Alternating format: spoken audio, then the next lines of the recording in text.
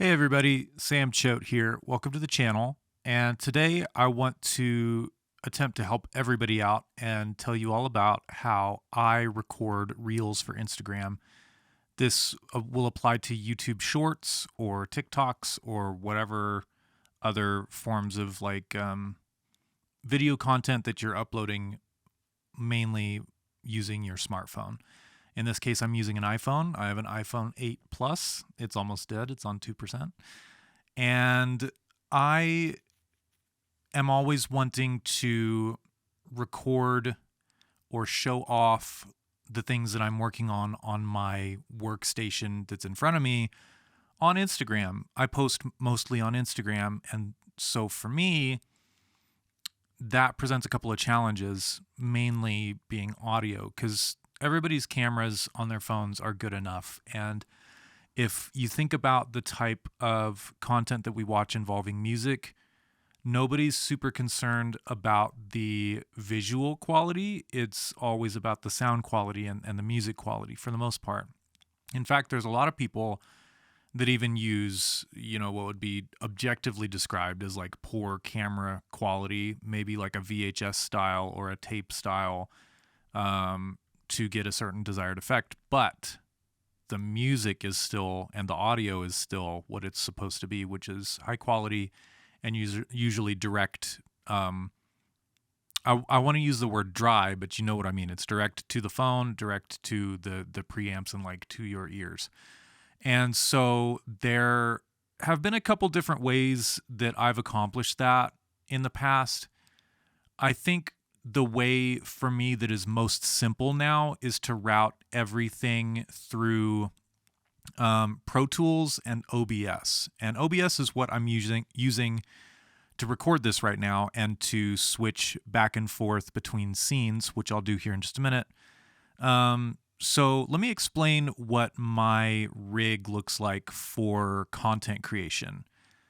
So I start with the camera that I am recording this on, which is just a Lumix G7. It's a pretty affordable digital camera that you can get if you want to. It's great for streaming. If you got a little more money, GH4, GH5, stuff like that. Sony, Canon, they all basically do the same thing. And they all will connect via some sort of HDMI output, which is what I'm using to connect next to an Elgato capture card, which probably a lot of people are now familiar with. I have an internal one on my PC. It's a PCI Express card that fits in. They make external ones that are just little kind of desktop. They almost look like an external hard drive.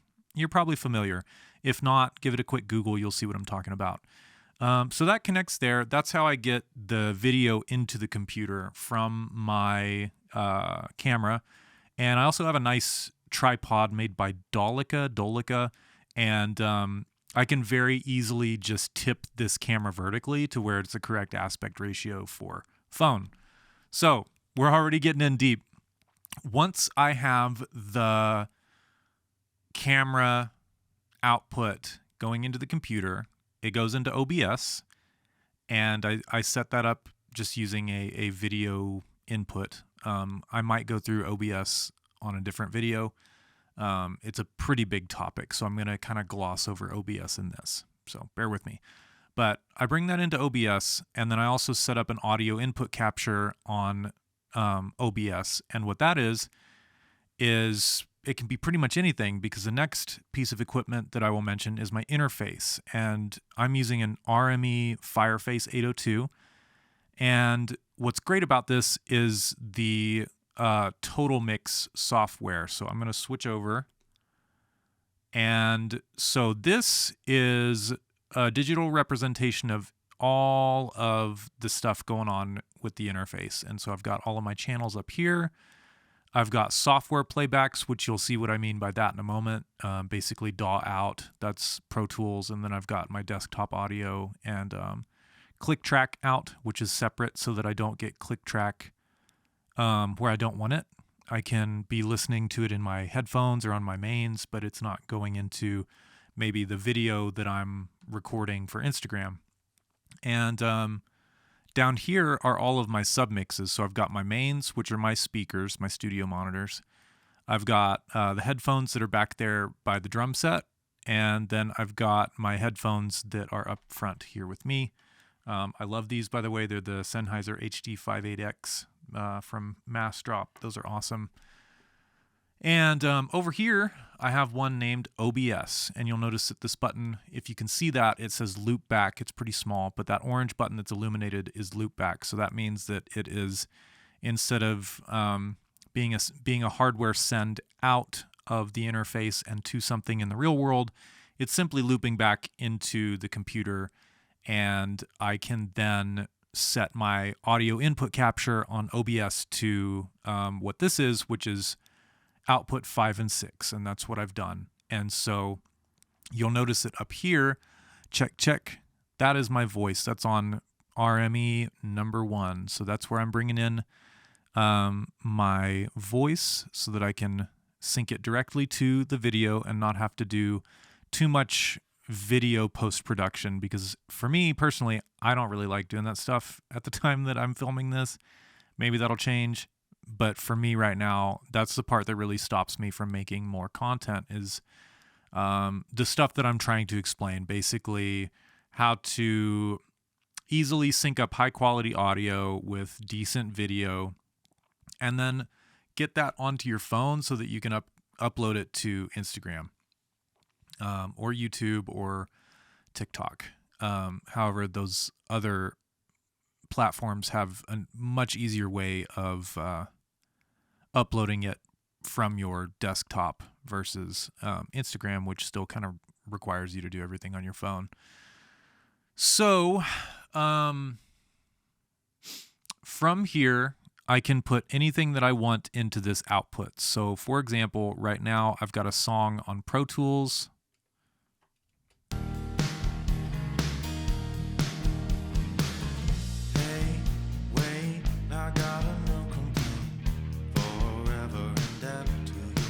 And so you saw that going into my OBS submix. So that is going into OBS and being woven into the video, if you will. So if I say everything perfectly and I nail this entire video, I don't even really have to do any editing. Maybe a little trim here and a trim there, but I don't have to redo the audio, which is absolutely phenomenal, because I don't like having to go back in and like sync stuff up, and especially not on a long form video like this is, or medium form, whatever it may be. So that's generally the easiest, because I can plug into my Kemper, or I can voice over, or I can play my drums plugged into my interface and my preamps and stuff, and I can get the levels that I want in Pro Tools, and that is what you get in OBS and on this video. So that's really great. Now, getting that onto the phone can happen one of two ways. If I do everything here with this camera and with the Pro Tools audio and all that, then everything ends up on my desktop, or you could do this with a laptop, but it ends up on your computer and not your smartphone. So then I would upload it to Google Drive or Dropbox or something like that, and then download it onto my phone where I can upload it. There's another way that you can, if you don't have an external camera or you don't want to mess with it, then you actually don't have to, because if you've got either an dedicated iOS interface, which is a bit of a misleading thing, because most audio interfaces can be used, I at least know, with iPhone, and most likely with other smartphones as well, but don't quote me on that. iPhone just requires that you use this Lightning to camera adapter, which accepts a USB-A style. It's any USB 2.0, 3.0, that kind of thing, and then converts it to the Lightning. And so you can plug that into your phone, and on the other side of my cable anyways is a little mini USB thing, which I connect to my Zoom H4n Pro handy recorder. Very handy. I actually really like this thing. especially for as old of a piece of technology this is. It's still very useful. It's got the mics, it's got a couple combo jacks, and then it also works as an audio interface.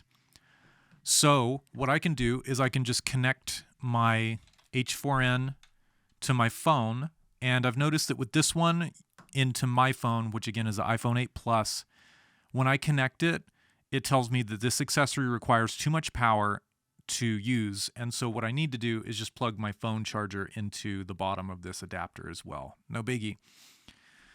And on the other side of this, I've got a left and right coming out of my interface, coming out of the back of that, and I can plug that into whatever I want.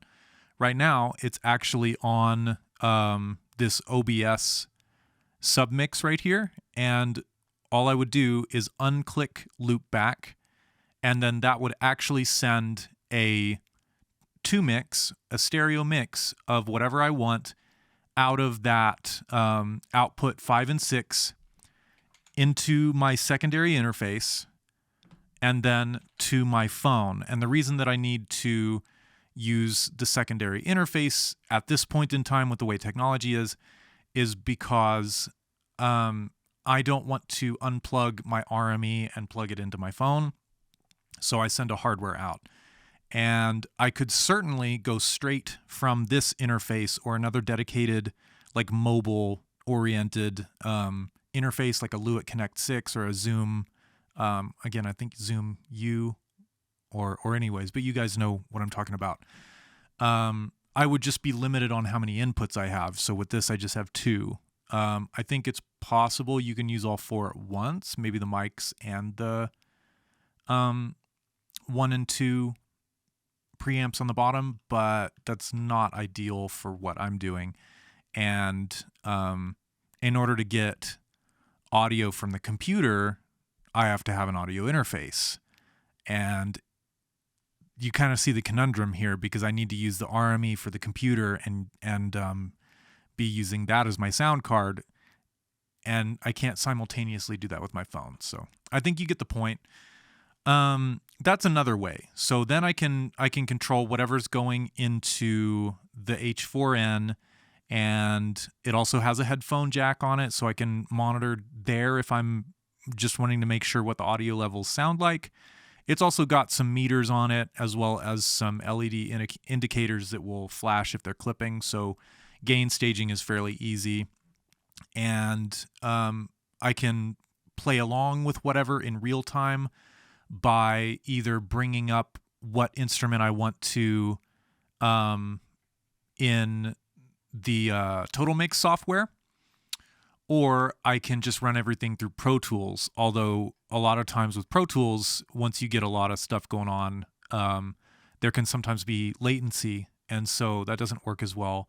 And you might want to be playing the track here on Pro Tools and then simply bring up the Kemper or the mic you've got on your amp or your microphone for singing or whatever. And so you can do that in 0 latency, real time, and just bring up whatever you want into that submix. And all of this stuff will be universal in principle, whether you're using, I know Focusrite now has the mix window like this, Universal Audio. A lot of interfaces these days are now offering loopback so that you can do this sort of thing with a camera and your computer and the audio from your DAW, and set it up this way so that you can have high quality audio going into your videos that you're uploading. Obviously, once I get everything recorded onto the computer, if I'm doing it this way, then it just goes to Google Drive, and then I download it to my phone, and then I can upload it. Excuse me. The easier way, or not the easier way, but the other way of doing that, of course, is if I'm using a secondary interface, then I can record the audio directly to my phone. And that way I don't have to do any sort of post-processing or anything like that. But if you want to, which you might because maybe you're recording drums and you don't know what they're going to sound like until you record them and then mix them a little bit. Then you might find it easier to just record it onto your desktop or your laptop because then it's already in the computer that you're going to be doing that post-processing with, like in Pro Tools or whatever your DAW is. And then what you can do if you need to is use a simple video editing program like Adobe Premiere Rush, which is what I use for really simple stuff. And you can just take that video that you created with the audio that you were like mostly happy with, but maybe wanted to remix. And you can just bring in the audio with that video, just sync them up how you want to, and voila, you're good to go. So I think I covered everything that I wanted to. Time will tell. Things are always changing. And I think that's part of the frustration that I've had with this topic. And the reason that I wanted to speak about it is because it's really complicated sometimes, and it's always changing. And so for right now, this is the best way that I've figured out. And I know that it took me a lot of just hands-on learning and trial and error. So hopefully this video will save you guys from that a little bit and just help you to figure out some of these things more quickly. I do think that this is a topic where everyone is going to have a slightly different workflow because everybody's got a little bit different gear, and that's totally fine. But hopefully some of the principles that I talked about that are in this video will end up being universal like I intend for them to be, and you'll still be able to get something. So if that's the case, I hope that you enjoyed the video, and if you don't mind, leave me a like and a comment so that I know you're here, and it also helps to drive the algorithm and put my face in front of more people, and that is very, very helpful to the channel and helping me put out more teaching content like this. If you're interested in seeing some of the reels that I've done, go to my Instagram. That's linked all down below, and as well as my website for my studio, Deeper Recordings. That's going to be linked down below too. And with that, I hope you have a great day, and I'll see you in the next one.